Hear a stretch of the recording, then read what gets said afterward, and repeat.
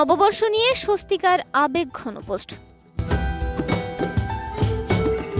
প্রবাদ বাক্য ভাগ করলে নাকি আনন্দ বাড়ে, তাই হয়তো জীবনের ছোট ছোট মুহূর্তগুলোকেও এমন সাজিয়ে গুছিয়ে ভক্তদের সঙ্গে ভাগ করে নেন ওপার বাংলার অভিনেত্রী স্বস্তিকা মুখার্জি। নববর্ষের দিনটা ঘিরে আর 5 জনের মতো তার জীবনেও রয়েছে কিছু সুখ স্মৃতি, যা হৃদয়ে লালন করেন তিনি।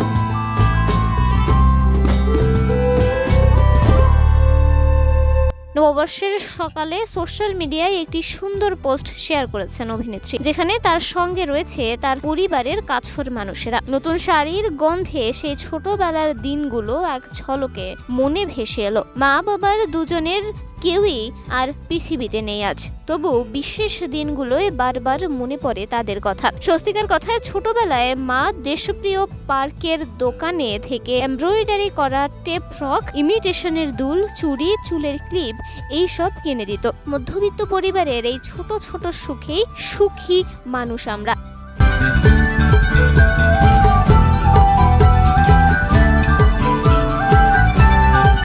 তাই সেই ঐতিহ্যকে আপন করে আমি আর দিদি আজ নতুন শাড়ি পরেছি। পয়লা বৈশাখের আরও একটি বিষয় অনেকের সঙ্গেই মিলে যাবে স্বস্তিকার।